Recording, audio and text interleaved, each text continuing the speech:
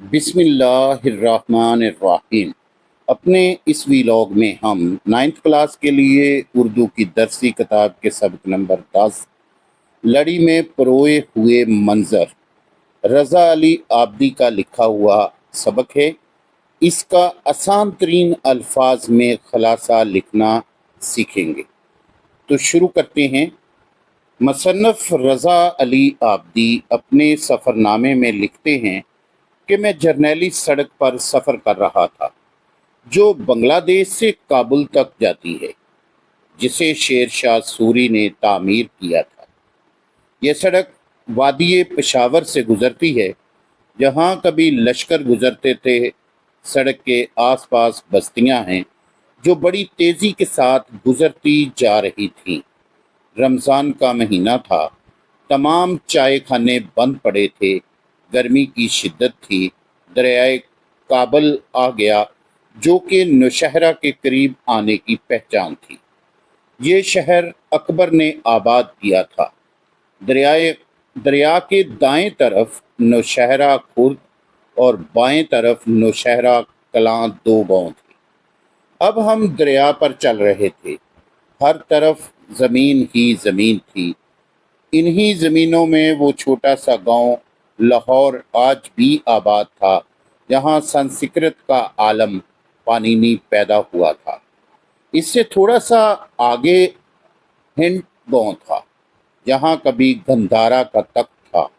ادھر سے ہی سکندر اعظم نے دریا عبور کیا تھا، جبکہ چنگیز خان دریا کا پاٹ دیکھ کر واپس چلا گیا تھا۔ یہیں پر محمود غزنوی نے راجہ جے پال کو شکست دی تھی۔ مورخوں نے اسے ہندوستان کا دروازہ کہا تھا۔ اب دریائے سندھ کے کنارے ایک گمنام گاؤں خیر آباد آ گیا۔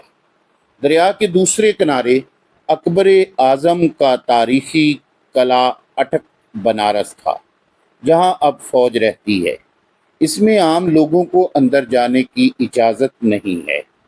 یہاں ہماری گاڑی نے ایک پل کے راستے دریا کو پار کیا۔ سامنے انگریزوں کا بنایا ہوا ایک تاریخی لوہے کا پل تھا۔ لوگوں کا کہنا ہے یہ انگریز جاتے ہوئے بنا گئے تھے۔ ان کے بنائے ہوئے تمام پلوں کی عمر 100 سال تھی، اور ریل گاڑیاں اسی پرانے پل پر سے گزرتی ہیں۔ اکبر بادشاہ کو جگہوں کے نام رکھنے کا بڑا شوق تھا۔ اٹک کا نام بھی اکبر بادشاہ نے رکھا ہے۔ کسی خوبصورت جگہ سے گزرا تو اس کے منہ سے واہ نکل گیا تو اس نے اس کا نام واہ رکھ دیا۔ اس کے بعد دریا کے کنارے قافلہ اٹک گیا تو اس کا نام اٹک رکھ دیا۔ پھر قافلہ خیر سے دریا پار اترا تو اس کا نام خیر آباد رکھ دیا۔ اکبر نے اپنے پیشرو شیر شاہ سوری سے بہت کچھ سیکھا۔ شیر شاہ کی حکومت بہار سے پنجاب تک پھیلی ہوئی تھی۔ اس نے ایک سرے پر بہار میں قلعہ روہتاس تھا اور دوسرے سرے پر پنجاب میں گکھڑوں کی سرزمین پر اسی نام کا قلعہ روہتاس تعمیر کیا۔ اسی طرح اکبر کی مملکت کے ایک کنارے پر کٹک تھا اور دوسرے کنارے کا نام اس نے اٹک رکھا۔ اکبر نے دریا پار کرنے اور کشتیاں چلانے کے لیے بنارس سے ملاح بلائے، اور اسی چھوٹے سے اٹک بنارس میں ملاحوں کے لیے ایک محلہ دیا جسے ملاحی ٹولہ کہا جاتا ہے۔ یہاں ملاح رہتے ہیں۔ اس کے پاس جہانگیر کی بنائی ہوئی سرائے ہے، جس میں سینکڑوں کمرے ہیں۔ کلکتہ تک اس سے زیادہ اچھی سرائے نظر نہیں آئی۔ کسی زمانے میں ہم جیسے چھوٹے لوگ لنڈی کوتل سے غیر ملکی مصنوعات لے کر لوٹتے تھے تو اسی جگہ تلاشی پر پکڑے جاتے، لیکن بڑے لوگ کیا کچھ لے کر تلاشی کے ساتھ صاف نکل جاتے ہیں۔ راستے میں حسن ابدال شہر آیا۔ یہ لاہور سے کابل جانے والی شاہراہ پر ایک حسین منزل ہے۔ پھر میں حسن ابدال پہنچا، جو کہ رونق اور عبرت کی جگہ ہے، جہاں سڑک کے دونوں اطراف درخت، چشموں کا بہتا پانی، پرانی عمارتیں सिखों का गुरुद्वारा, पंजा साहब और बावली कंधारी की चिल्लागाह देखी। वहाँ बड़ी सी चट्टान है। सिखों के मुताबिक बाबा वली कंधारी ने लड़खड़ाया और बाबा गुरु नानक ने अपने पंजे से रोक दिया था। हसन अब्दाल से आगे वाह शौनी है। इसमें मुगलों की बावली अब भी अच्छी हालत में मौजूद है। वहाँ से आगे सराय काला है। यहाँ काले पत्थर की कुंडियाँ फरोख्त होती हैं। जहांगीर ने जहाँ पड़ाव डाला था, इस वक्त इस जगह का नाम काला पानी था।